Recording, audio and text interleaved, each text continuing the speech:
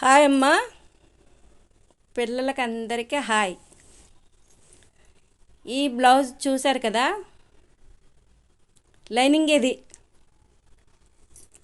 Lining అయితే రెండు రెండు జాకెట్లు ఒకరివే. అయితే నేను ముందు లైనింగ్ కట్ చేసేస్తున్నాను. మనకి లైనింగ్ కట్ చేసేసుకుంటే కొలతలు అవి వేసుకోవాలి కదా.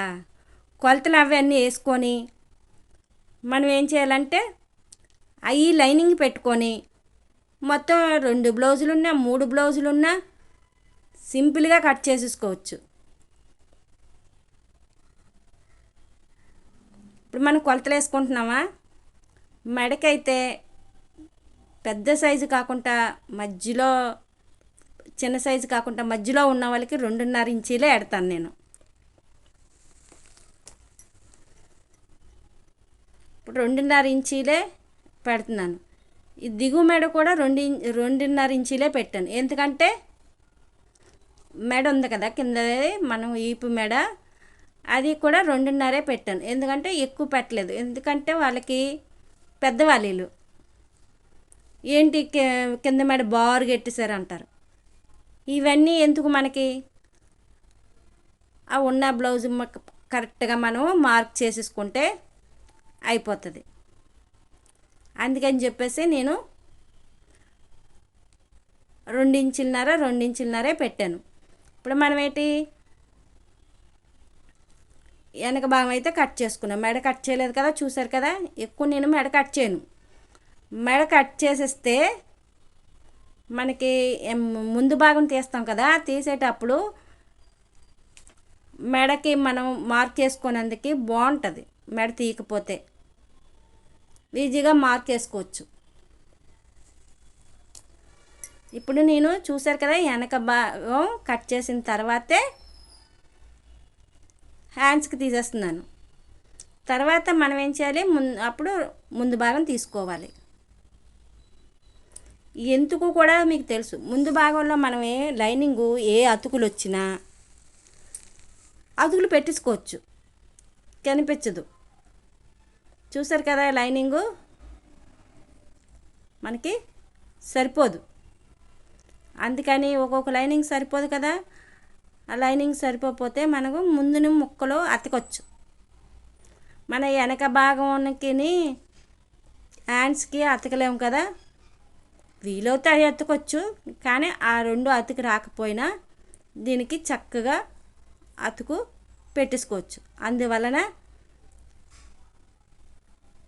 హ్యాండ్స్ ముందు భాగం మనం తీసేసుకొని అప్పుడు వెనక భాగమును హ్యాండ్స్ తీసేసుకొని అప్పుడు మనం ముందు భాగం తీసుకోవచ్చు. అప్పుడు మనకి చాలా ఈజీ అనిపిస్తుంది. ఇప్పుడు నేను ఇలా మార్క్ వేసుకున్నాను, చూస్తున్నారు కదా. బ్లౌజ్ ఆది బ్లౌజ్ని పెట్టుకొని మనం మార్క్ వేసేసుకున్నాం. ఇప్పుడు ఈ ముందు భాగంలోని కట్ చేసేసుకొని, ఇదిగోండి కట్ చేసేస్తున్నాను.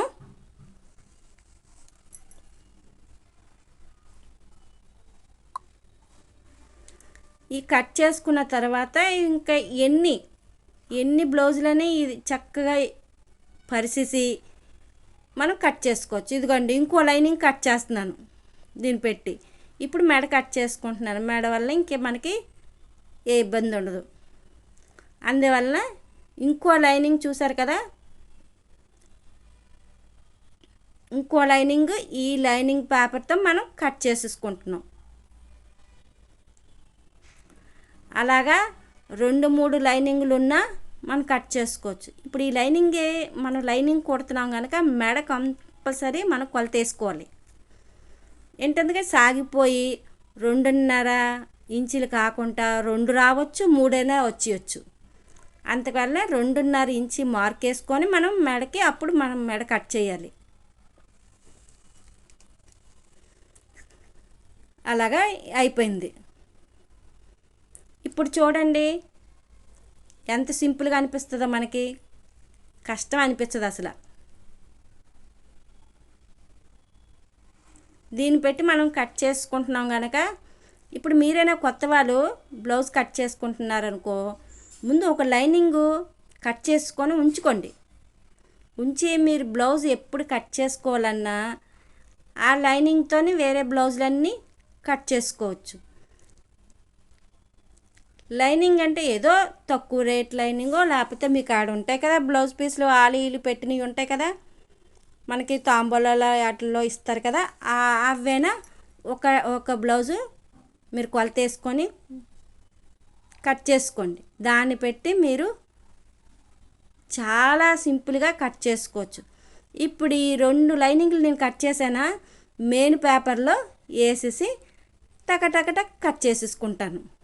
ఎంత సింపుల్.